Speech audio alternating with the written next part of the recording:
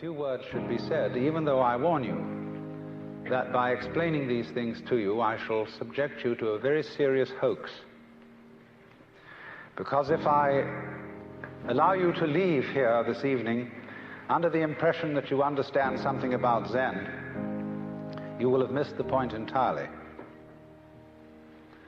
Because Zen is a way of life, a state of being that is not possible to embrace in any concept whatsoever. So that any concepts, any ideas, any words that I shall put across to you this evening will have as their object showing you the limitations of words and of thinking.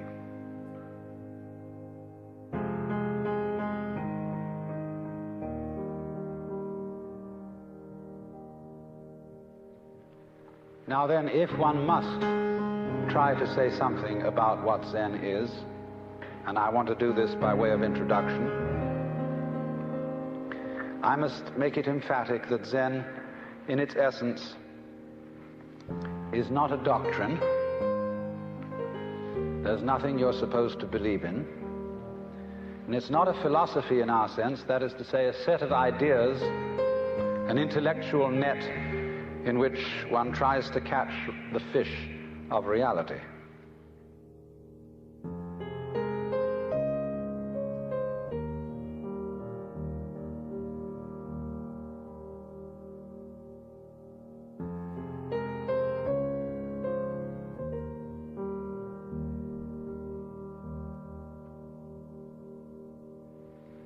Actually, the fish of reality is more like water. It always slips through the net, and in water, you know, when you get into it, there's nothing to hang on to. All this universe is like water. It is fluid, it is transient, it is changing. And when you're thrown into the water after being accustomed to living on the dry land, and you're not used to the idea of swimming, you try to stand on the water, you try to catch hold of it, and as a result, you drown.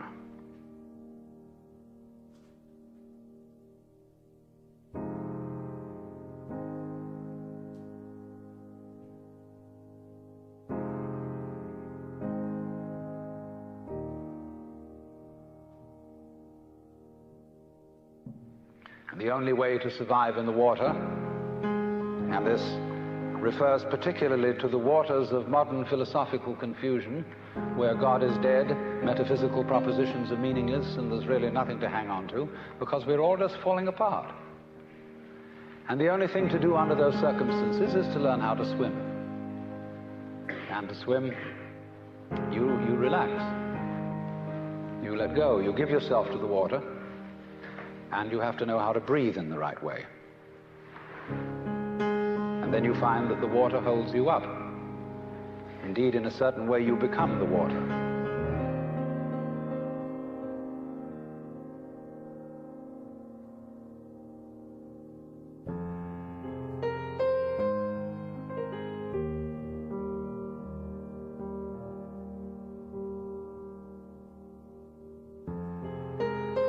So in the same way, one might say, if one attempted to, again I say misleadingly, to put Zen into any sort of concept, it simply comes down to this: